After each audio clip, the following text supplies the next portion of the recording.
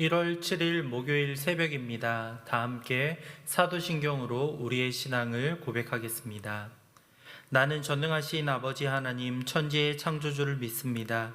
나는 그의 유일하신 아들 우리 주 예수 그리스도를 믿습니다. 그는 성령으로 잉태되어 동정녀 마리아에게서 나시고 본디오 빌라도에게 고난을 받아 십자가에 못 박혀 죽으시고 장사된 지 사흘 만에 죽은 자 가운데서 다시 살아나셨으며 하늘에 오르시어 전능하신 아버지 하나님 우편에 앉아 계시다가 거기로부터 살아있는 자와 죽은 자를 심판하러 오십니다. 나는 성령을 믿으며 거룩한 공교회와 성도의 교제와 죄를 용서받는 것과 몸의 부활과 영생을 믿습니다. 아멘. 찬송가 85장 찬양하겠습니다. 구주를 생각만 해도 85장입니다.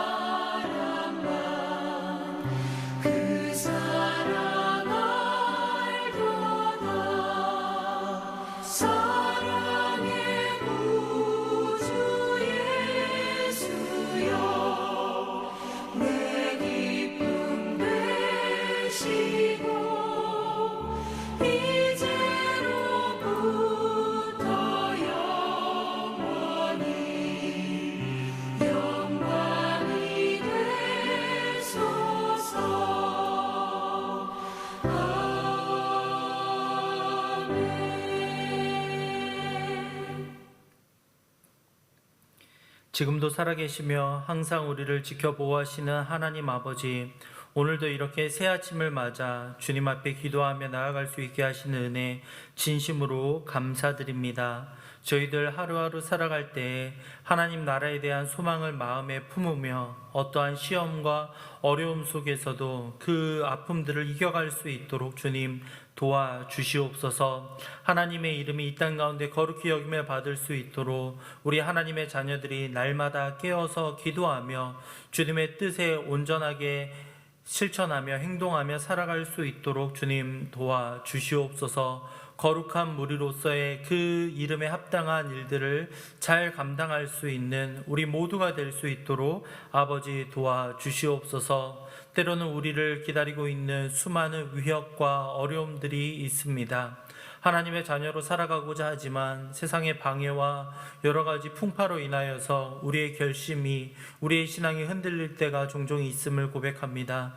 주님, 그러한 그 순간마다 하나님을 바라보며 예수 그리스도께서 이 땅을 이겨가셨던 그 모습을 기억하며 우리의 동행자 되시는 주님을 기억하며 그 모든 시험들을 이겨갈 수 있도록 도와주시옵소서. 원치 않는 어려움과 그리고 상황으로 인하여서 두려움 가운데 있는 예음 가족들이 있다면 이 시간 가운데 찾아와 주사 세상이 줄 수 없는 평안과 기쁨이 그들 마음 가운데 함께할 수 있도록 아버지 도와주시옵소서. 오늘 주시는 말씀을 통하여 하나님의 뜻을 구하며 이 말씀을 붙잡고 오늘 하루를 시작할 수 있도록 아버지 도와주시옵소서. 감사합니다. 이 모든 말씀 주 예수 그리스도의 이름으로 기도하였습니다. 아멘. 오늘 우리에게 주시는 말씀은 아가서 5장 2절에서 6장 3절까지 말씀입니다. 구약성경 964면입니다. 아가서 5장 2절에서 6장 3절까지 말씀입니다.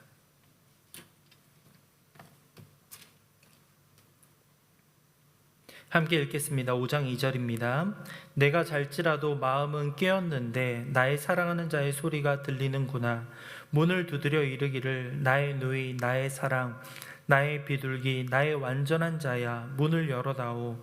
내 머리에는 이슬이 내 머리털에는 밤 이슬이 가득하였다 하는도다. 내가 옷을 벗었으니 어찌 다시 입겠으며 내가 발을 씻었으니 어찌 다시 더럽히랴마는 내 사랑하는 자가 문틈으로 손을 들이밀매 내 마음이 움직여서 일어나 내 사랑하는 자를 위하여 문을 열 때 모략이 내 손에서 모략의 집이 내 손가락에서 문빗장에 떨어지는구나. 내가 사랑하는 자를 위하여 문을 열었으나 그는 벌써 물러갔네. 그가 말할 때에 내 혼이 나갔구나. 내가 그를 찾아도 못 만났고 불러도 응답이 없었노라. 성안을 순찰하는 자들이 나를 만남에 나를 쳐서 상하게 하고 성벽을 파수하는 자들이 나의 겉옷을 벗겨 가졌도다. 예루살렘 딸들아 너희에게 내가 부탁한다. 너희가 내 사랑하는 자를 만나거든 내가 사랑함으로 병이 낫다고 하려무나. 여자들 가운데 어여쁜 자야 너의 사랑하는 자가 남의 사랑하는 자보다 나은 것이 무엇인가? 너의 사랑하는 자가 남의 사랑하는 자보다 나은 것이 무엇이기에 이같이 우리에게 부탁하는가? 내 사랑하는 자는 희고도 붉어 많은 사람 가운데 뛰어나구나.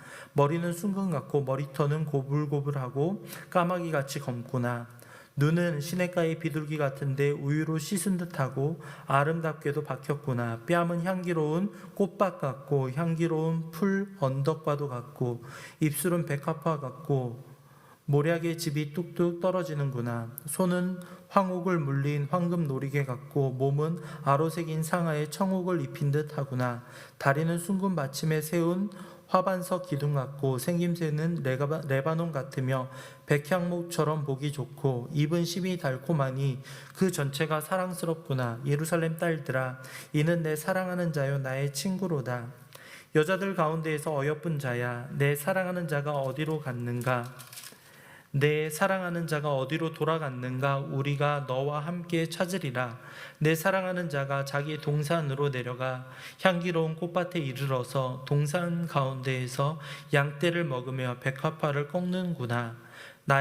나는 내 사랑하는 자에게 속하였고 내 사랑하는 자는 내게 속하였으며 그가 백합화 가운데에서 그 양떼를 먹이는 도다. 아멘. 예, 부부관계의 회복이라는 제목으로 함께 말씀을 나누고자 합니다.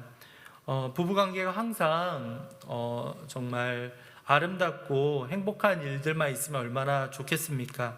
그런데 오늘 말씀에서와 같이 때로는 여러 가지 갈등과 어려움을 겪기도 하는 게 바로 사람과 사람이 만났을 때 두 인격체가 부부라는 이름으로 합하여졌을 때 일어날 수 있는 일들인 것 같습니다.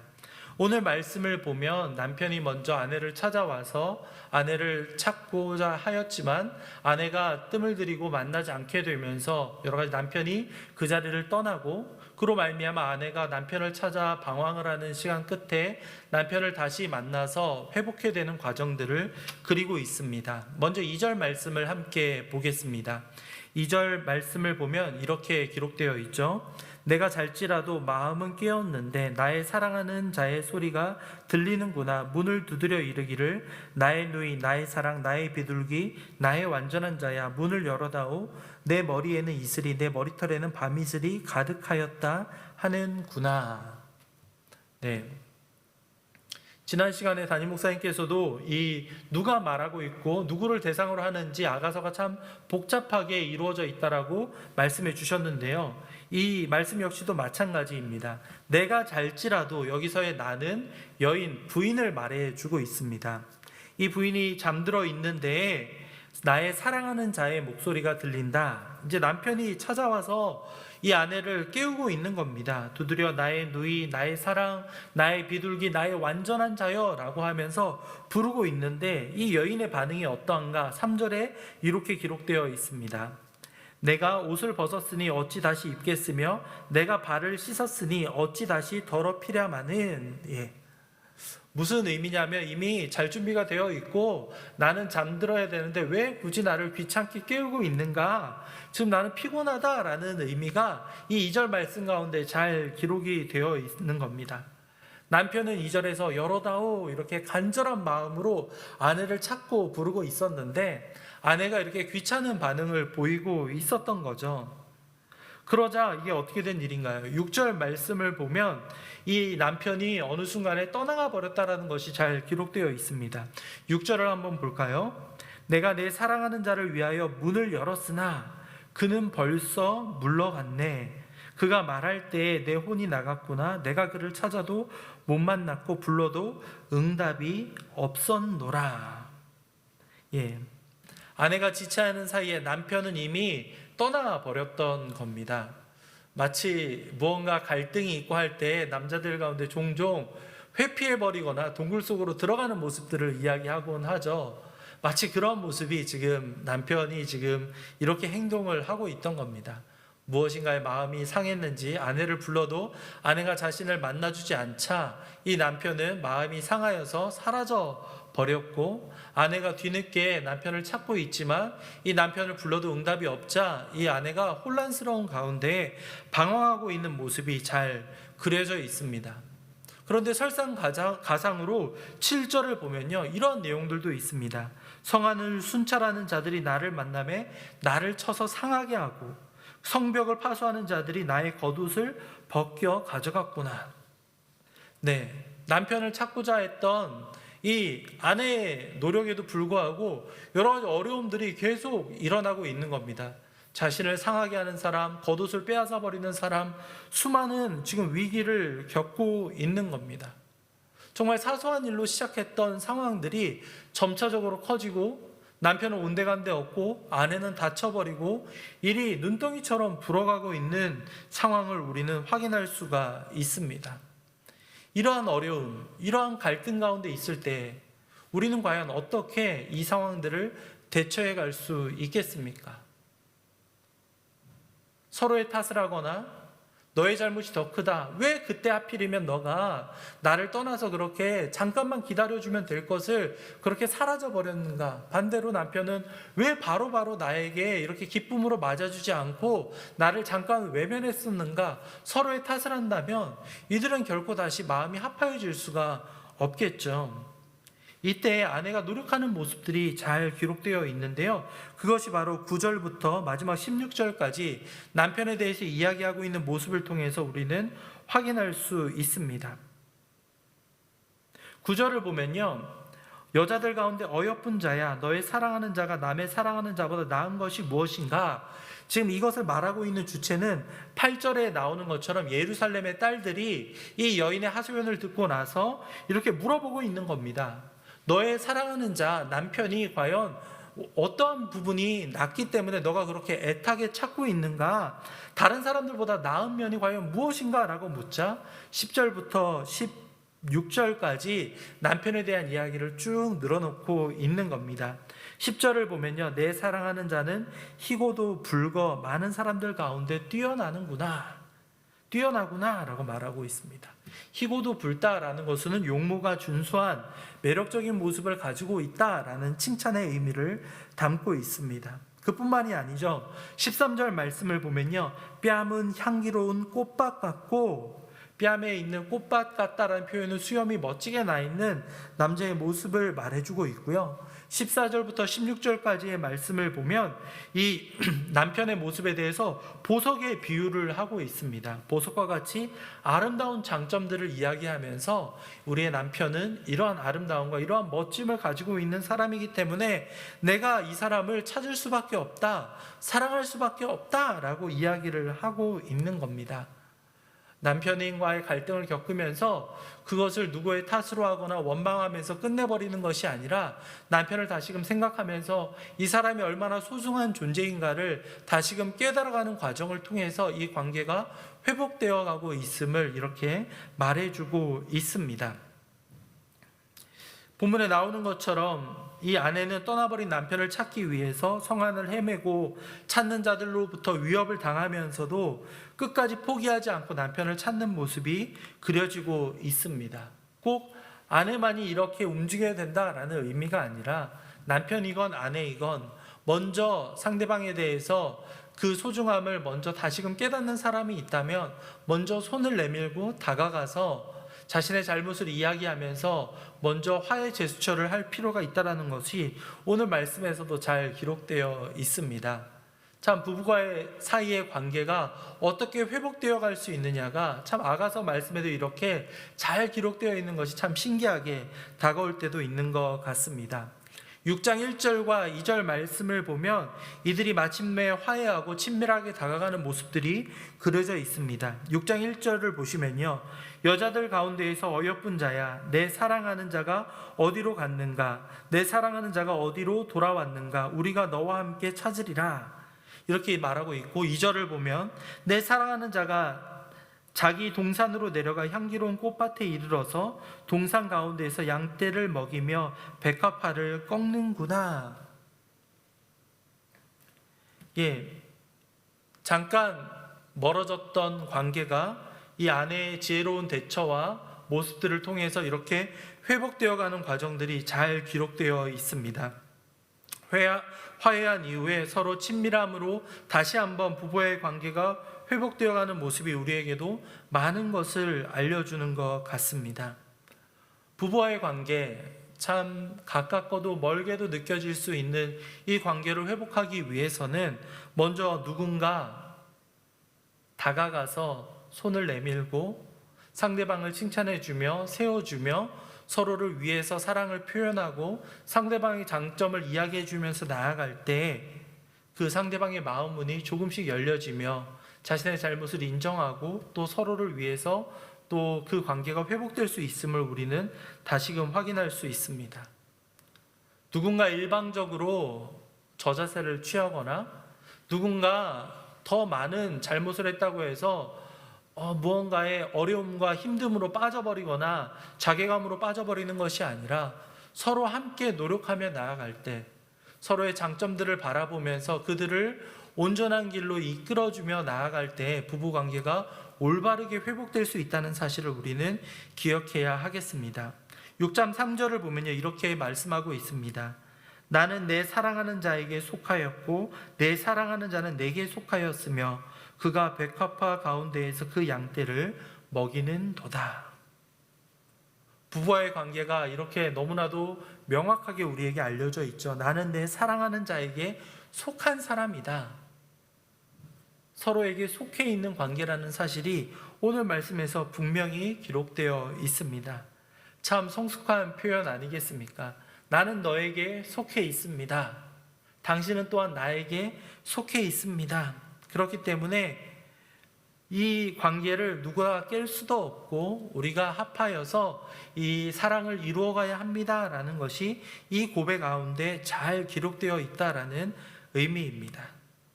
서로에게 속해 있는 관계가 바로 남편과 아내라는 사실을 기억해 주시기 바랍니다. 참 쉽지 않죠. 하지만 그 가운데에서 하나님이 맺어주고 하나님과의 사랑으로 더욱더 우리의 관계가 더욱더 하나로 이루어져 갈 수 있다는 사실들을 기억할 때에 부부와의 관계, 나아가서 하나님과 우리와의 관계도 이렇게 깊어질 수 있음을 여러분들 기억해 주시기 바랍니다. 우리가 하나님께 속해 있고 하나님이 우리 가운데 계시다면 우리가 할 수 있는 그 모든 상황과 어려움과 갈등 가운데에서도 우리는 희망을 잃지 않고 버틸 수 있는 존재라는 사실들을 기억해 주시기 바랍니다. 오늘 말씀을 생각하며 함께 기도하며 나아가겠습니다. 오늘 함께 기도할 때에는요, 우리가 과연 어떠한 존재인가, 남편과 아내가 어떠한 존재인가를 다시 한번 깨달아 알아가면 좋겠습니다.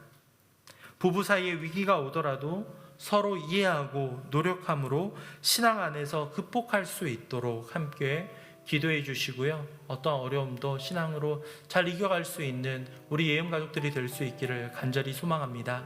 말씀을 생각하며 함께 기도 제목을 보며 기도하며 나아가겠습니다. 사랑과 은혜가 풍성하시는